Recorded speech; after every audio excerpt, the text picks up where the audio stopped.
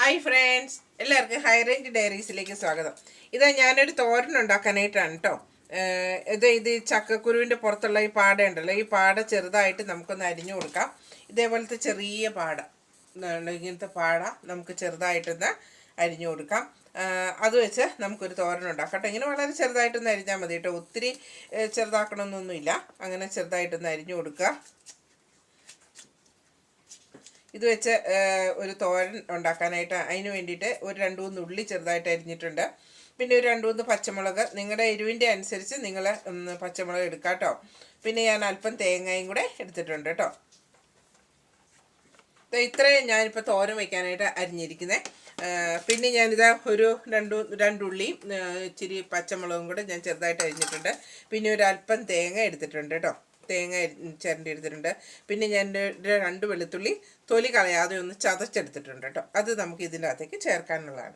നമുക്ക് ഈ ചീനിച്ചട്ടി അടുപ്പിൽ വെച്ചിട്ട് ഒന്ന് തീ കത്തിച്ച് ചീനിച്ചട്ടി ഒന്ന് അടുപ്പിലേക്ക് വെച്ച് കൊടുക്കാം. അതിലേക്ക് ഞാനിതാ കുറച്ച് വെളിച്ചെണ്ണ ഒഴിച്ചു കൊടുക്കാം കേട്ടോ. കുറച്ച് വെളിച്ചെണ്ണ ഒഴിച്ചു കൊടുക്കാം.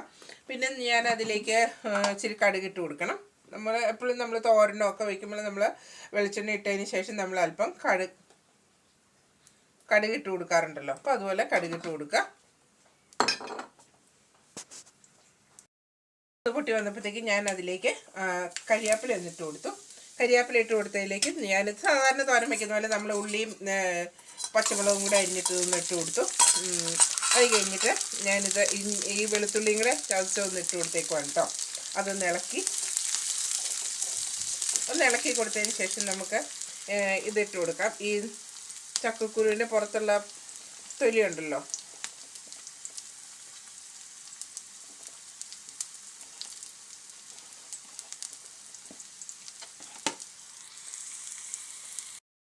ഇതൊന്ന് വാടി വന്നപ്പോഴത്തേക്ക് ഞാൻ ഈ പാട എന്നിട്ട് കൊടുക്കുവാണ്. ഇതിലേക്ക് പാട ഇട്ട് കൊടുത്തു. അതിൻ്റെ മേലിലേക്ക് നമുക്ക് അല്പം മഞ്ഞൾപ്പൊടി, ഇച്ചിരി ഉപ്പും ഇട്ട് കൊടുക്കാം. അല്പം മഞ്ഞൾപ്പൊടി ഇട്ട് കൊടുത്തു. അതിന് ശേഷം നമുക്ക് ഇതിനാവശ്യത്തിനുള്ള ഉപ്പും കൂടെ നമുക്ക് ഇട്ട് കൊടുത്ത് ഇളക്കി മൂടി വയ്ക്കാം കേട്ടോ. ഇച്ചിരി ഉപ്പും കൂടി ഇട്ട് കൊടുത്തിട്ട് നമുക്കൊന്ന് ഇളക്കിയിട്ട് ഒന്ന് മൂടി വയ്ക്കാം.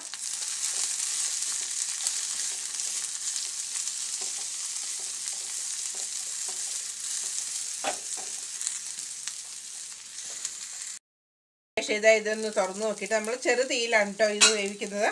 ചെറു തീയിൽ നമുക്ക് ഈ തോരന് വേവിച്ചെടുക്കാം. അതിലേക്ക് ഞാനിതാ തേങ്ങ അല്പം ചിരണ്ടിയത് ഞാൻ ഇതിൻ്റെ അകത്തേക്ക് ഇട്ട് കൊടുത്തു. ഒന്ന് ഇട്ട് കൊടുത്തതിന് ശേഷം ഒന്നും കൂടെ നമുക്കൊന്ന് തേങ്ങയൊക്കെ ഒന്ന് വേകണമല്ലോ, ഒന്നും കൂടെ ഒന്ന് വേവിച്ചെടുക്കാം. അതിന് വേണ്ടിയിട്ട് ഇതൊന്ന് ഇങ്ങനെ ഒന്ന് ഇളക്കി നമുക്കൊന്ന് മൂടി വെച്ചിട്ട് നമുക്കൊന്നും കൂടി ഒന്ന് വേവിച്ചെടുക്കാം. ഒന്ന് നോക്കാം. ഇതൊന്ന് തുറന്നു വെച്ചതിന് ശേഷം നമുക്കിത് വെന്തൊന്ന് നോക്കാം. അന്നേരം ആവശ്യത്തിന് ഉപ്പൊക്കെ മതിയൊന്ന് നോക്കണം. വെന്ത് കഴിഞ്ഞെങ്കിൽ നമുക്കിത് വാങ്ങി വയ്ക്കാം കേട്ടോ.